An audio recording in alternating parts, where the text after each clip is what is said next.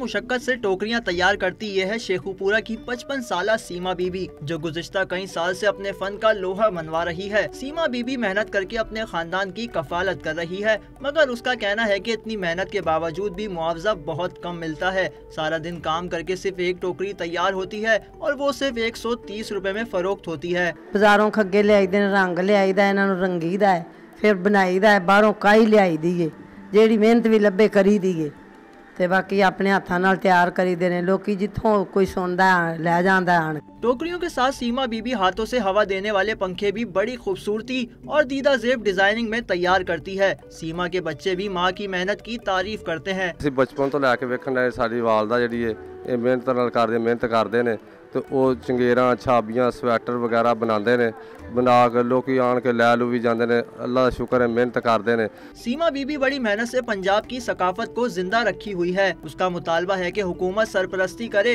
तो वो अपने फन में मजीद निखार ला सकती है।